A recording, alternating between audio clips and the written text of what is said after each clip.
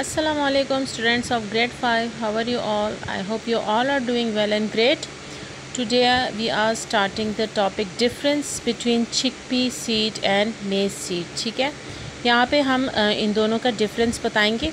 Chickpea seed, chickpea किसे चना को बोलते हैं, मेज़ किसे बोलते हैं ज्वार या मकई को. ठीक है, अच्छा यहाँ पे आपको डायग्राम नज़र आ रही है चिकपी की और यहाँ पे मेज़ सीड की. 2 cotyledons are present in the embryo. इसके एम्ब्रियो में 2 cotyledon मौजूद होते हैं, जबकि मेज़ सीड में only 1 cotyledon present in the embryo. सिर्फ एक ही cotyledon होता है. ठीक है, cotyledon क्या है? cotyledon वो लीव है जो कि एम्ब्रियो से इमर्ज करता है. अच्छा, फिर हमारे पास यहाँ पे है cotyledon are fleshy and store food. इसके जो cotyledon होते हैं वो थोड़े फ्लैशी टाइप से होते हैं और खाने को स्टोर करते हैं. और जो मेज़ सीड के cotyledon है वो थिन पतले होते हैं, स्मॉल छोटे होते हैं एंड लेक फूड मटेरियल, और उनमें फूड मटेरियल की कमी होती है खाने की चीज़ों की. Endosperm is absent. इसमें एंडोस्पर्म नहीं होता. Remember that endosperm is that tissue which provides nutrients to embryo. ठीक है, एंडोस्पर्म क्या करता है? न्यूट्रिएंट्स देता है एम्ब्रियो को, तो इसमें नहीं होता. जबकि endosperm is mostly present and store food. मेज़ सीड में एंडोस्पर्म होता है. ठीक है, और वो खाने को भी स्टोर करता है. अच्छा, इसके बाद हमारे पास टॉपिक है जर्मिनेशन ऑफ सीड्स, यानी बीज फूटने का वक्त. ठीक है, the process which involves a seed becoming a plant is known as germination. ठीक है, वो प्रोसेस जिसमें एक सीड जो होता है, एक बीज होता है, जो तुखम होता है, वो जब प्लांट बनने जा रहा होता है, this process is called germination. You can also underline this line. जो ये जर्मिनेशन को अच्छी तरह डिफ़ाइन भी करता है. For germination to occur several things need happen. जब जर्मिनेशन होने लगता है तो कुछ चीज़ों की ज़रूरत होती है और होता है. Until they do a seed remains dominant waiting for condition to improve. वो चीज़ें जब होने वाली होती हैं तो वो जो सीड होता है वो सोया हुआ, डोरमेंट यानी सोया हुआ होता है. वेटिंग फॉर कंडीशन, उस हालत का इंतज़ार करता है कि वो बेहतर हो सके. It is like an animal hibernating. वो एक जानवर की तरह हाइबरनेटिंग करता है. हाइबरनेटिंग का मतलब है बेहस व हरकत पड़ा रहना.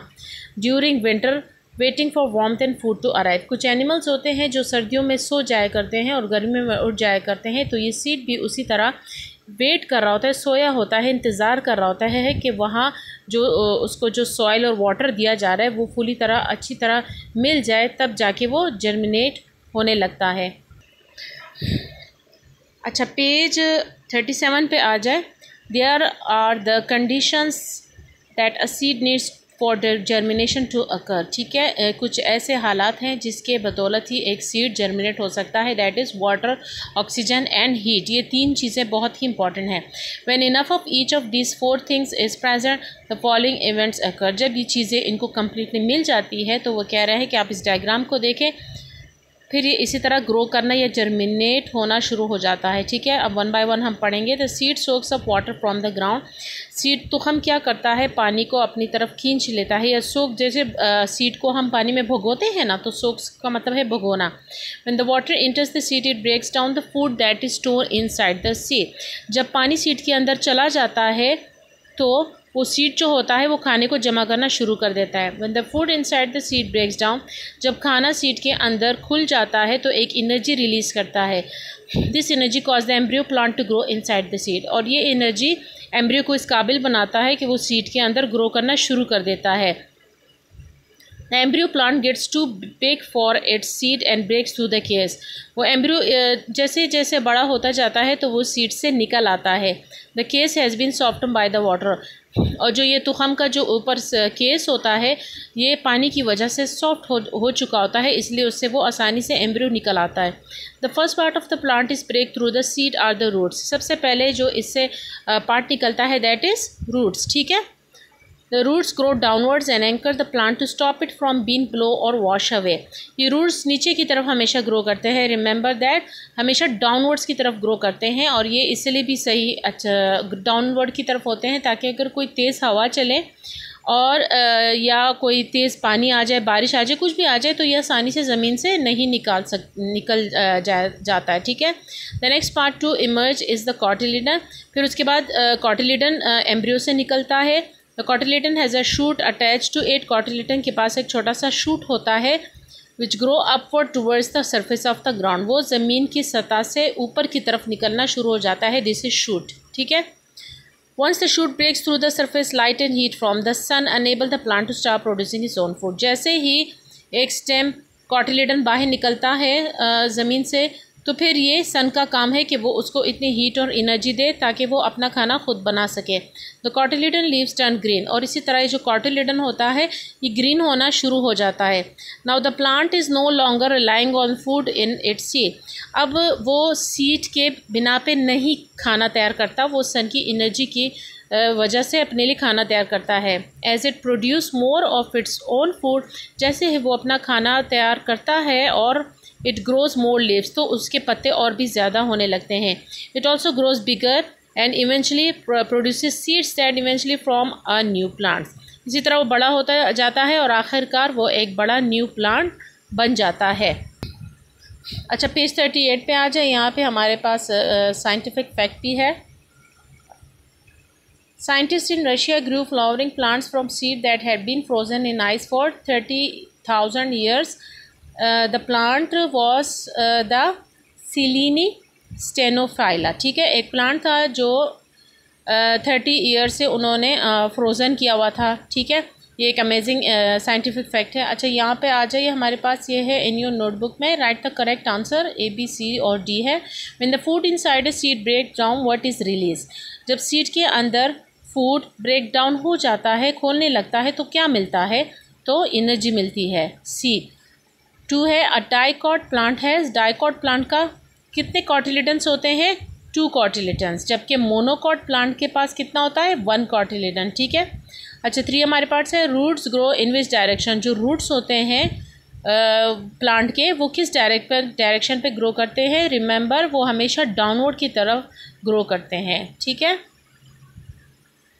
अच्छा, फिर हमारे पास है दूसरा टॉपिक, स्कैटरिंग सीड्स, ठीक है, यानी सीड्स का बिखर जाना। Seeds are form in the flower of a plant, seeds जो होते हैं वो फ्लावर में पाए जाते हैं। To germinate they need to make their own way to the ground, germination करने के लिए उनको ज़रूरत है कि वो अपने लिए रास्ता बनाए ताकि वो ग्राउंड तक पहुंच जाए। However, because a plant can produce many seeds, जबकि एक प्लांट जो होता है बहुत सारे बीज पैदा कर सकता है, the seed don't just fall from their flower to the ground beneath them, तो ऐसा नहीं होता कि जो सीड्स होते हैं वो सारे नीचे गिर जाते हैं। इफ़ दिस हैपन, अगर ऐसा हो जाए, there would not be enough space और nutrients for all the seeds to grow into a new plants, अगर ऐसा होगा तो किसी भी सीड के लिए स्पेस और न्यूट्रिएंट्स नहीं होंगे कि वो न्यू प्लांट के लिए वो उसके लिए वहाँ पे न्यू प्लांट ग्रो कर सके। Nature wants every seed to have the best possible chance to survive, कुदरत चाहती है कि हर एक सीड को एक मौका मिले कि वो अच्छे से सर्वाइव कर सके, ज़िंदा रह सके। So seeds are scatter far and wide in several ways, तो कहीं सीड जो है वो दूर तक कहीं तरीक़ों से फैल जाता है। Sometimes the makeup of the seeds determine how they are scatter, कभी कभार एक सीड का जो मेकअप होता है, मतलब उसका शेप और स्ट्रक्चर किस तरह है, उसी बेस पे वो बिखर जाते हैं। सम सीड्स आर स्टिकी और हैव हुक्स और spikes, this means that when animals including humans brush against them, they stick to the animal until they drop to the ground into a different place. अच्छा, कुछ seeds ऐसे होते हैं वो sticky होते हैं थोड़े से और उनके हुक्स निकले होते हैं, मतलब इस तरह थोड़े से शार्प से होते हैं, कुछ के इस तरह हुक्स निकले होते हैं। वो किसी के साथ अगर लग जाते हैं, स्पेशली एनिमल्स एंड ह्यूमंस के साथ, तो वो आपको कभी इस तरह देखा होगा, ये वाले सीड्स जो आपके साथ चिपक जाते हैं, कहीं जाके फिर आपको पता चलता है कि आपके पास ये सीड्स चिपके हुए आपके कपड़ों से, तो आप उसको उतार के फेंक देते हैं। इसी तरह एनिमल्स भी हटा देते हैं, तो इसी तरह ये वाले सीड्स स्कैटर्ड हो सकते हैं। अच्छा, पेज 39 पे आ जाए। हम यहाँ पे एक पिक्चर दी है उन्होंने पपाया सीड की, ठीक है। Some seed grow in fruit, the fruit is eaten by animal and seeds are carried somewhere else inside the animals body. अच्छा, कुछ सीड्स जो होते हैं वो फ्रूट में भी पाए जाते हैं, ये फ्रूट कुछ एनिमल्स खा लेते हैं और फिर यही सीड्स उन बॉडी के एनिमल्स में चले जाते हैं। They come out of the body in the animals waste and start growing in the ground, और ऐसे ही ये सीड्स उन एनिमल्स के वेस्ट के ज़रिए बाहर निकल आते हैं और उसी ग्राउंड में वो खुद ब खुद प्लांट हो जाते हैं। Some seeds are very light which means they are blown through the air even the softest of these, कुछ सीड्स जो होते हैं बहुत हल्के होते हैं। ये भी आपने देखा होता कभी कभार बच्चों के हाथ में आते हैं, वो फूंक मार के उनको उड़ा देते हैं, तो ये भी आसानी से हवा से ये उड़ सकते हैं। Some seeds are not only light but also shape like wings. कुछ सीड्स होते हैं वो लाइट नहीं होते हैं, लेकिन कुछ अगर लाइट नहीं होते लेकिन वो विंग्स की शेप की तरह होते हैं, which help them travel through the air, जिसकी वजह से वो एयर के हेल्प के थ्रू वो फ्लाई कर सकते हैं, एक जगह से दूसरी जगह चले जाते हैं। ठीक है, अच्छा, फिर हमारे पास यहाँ पे some plants produce heavy seeds that fall to the ground because of gravity. Gravity की वजह से, ज़मीन की कशिश की वजह से वो सीड ज़मीन की तरफ गिर जाती है। This plants do not produce many seeds. ये प्लांट्स जो होते हैं बहुत ज़्यादा सीड्स नहीं पैदा करते, so they avoid the problems of too many seeds competing for a limited amount of space. ठीक है, अच्छा, फिर हमारे पास है यहाँ पे some seeds live in seed pods. These pods burst suddenly and throw the seeds out in a very large area. कुछ सीड्स ऐसे होते हैं कि वो आसानी से अपने सीड से निकल आते हैं और घिर जाते हैं। अच्छा, पेज 39 पे आ जाइए। Some seeds float on water and are then wash ashore where they start growing. कुछ सीड्स ऐसे होते हैं कि वो पानी के समंदर की सतह के पास ही होते हैं और वहीं पर ग्रो करते हैं। A coconut is a seed, in fact it is the largest seed of the plant kingdom. सबसे बड़ा सीड जो है वो कोकोनट का है और यही एक साहिल के समंदर पे उगते हैं। अच्छा, do you know why they have a lot of air inside. क्या आपको पता है कि इस कोकोनट के अंदर इतनी हवा क्यों होती है? It is so that they can float. ये इसलिए ताकि वो फ्लोट कर सके, यानी पानी के ऊपर वो बह सके। Coconut often travel 100 and even thousands of kilometers on water until they find a new place to take root. The hard shell protect them on the long journey. Coconut जो होते हैं वो 100 और कभी कभार 1000 किलोमीटर सफ़र करते हैं पानी में, एक साहिल से दूसरे साहिल तक। और इसी तरह उनका जो ये शेल होता है, कोकोनट का शेल, वो सख्त इसलिए होता है ताकि वो इतना लंबा सफ़र तय करते हैं, तो वो शेल जो होता है वो उस कोकोनट को मतलब प्रोटेक्ट करता है। ठीक है, तो I hope you understand the lecture and please subscribe and like my video. Thank you, good bye. अच्छा, फिर हमारे पास एक टॉपिक है ए सेक्शुअल रिप्रोडक्शन। इसमें स्पोर्स आते हैं। ए सेक्शुअल रिप्रोडक्शन में मेल एंड फीमेल के जो रिप्रोडक्टिव सेल होते हैं वो इन्वॉल्व नहीं होते। अच्छा, यहाँ पे हम पढ़ेंगे some plants grow from spores rather than seeds. कुछ प्लांट्स जो होते हैं वो स्पोर्स से बनते हैं, सीड से नहीं। Spores are much simpler and then seeds. Spores ज़्यादा सिंपल होते हैं सीड से। They are very small and very light, बहुत छोटे और हल्के होते हैं।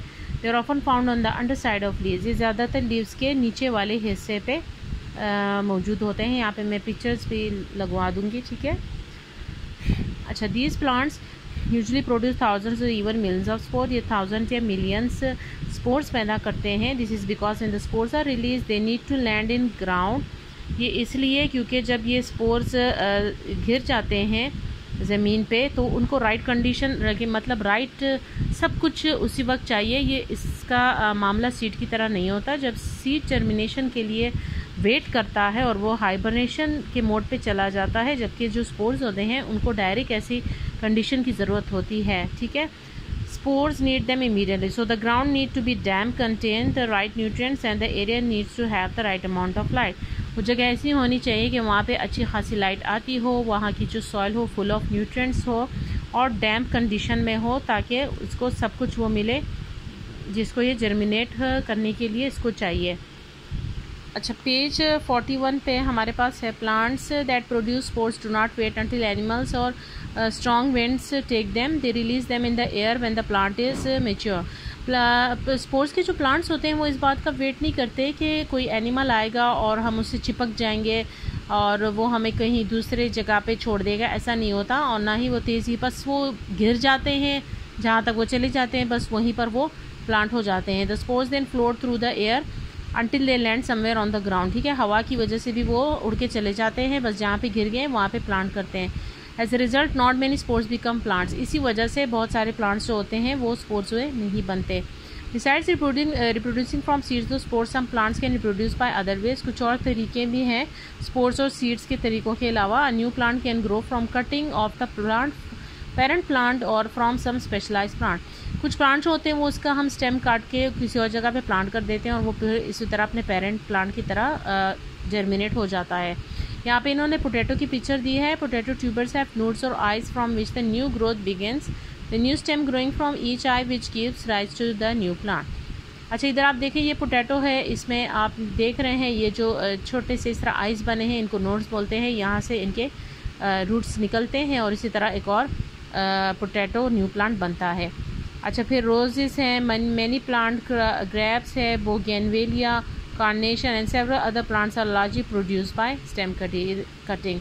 अच्छा, ये प्लांट्स जो हैं ये पिक्चर में आप देख सकते हैं, ये वाले सारे प्लांट्स हैं। ये ऐसे प्लांट्स हैं कि इनके अगर हम स्टेम काट के कहीं और जगह पे प्लांट कर देते हैं तो ये इजीली प्लांट हो सकते हैं। ठीक है, आई hope you understand the lecture of this topic.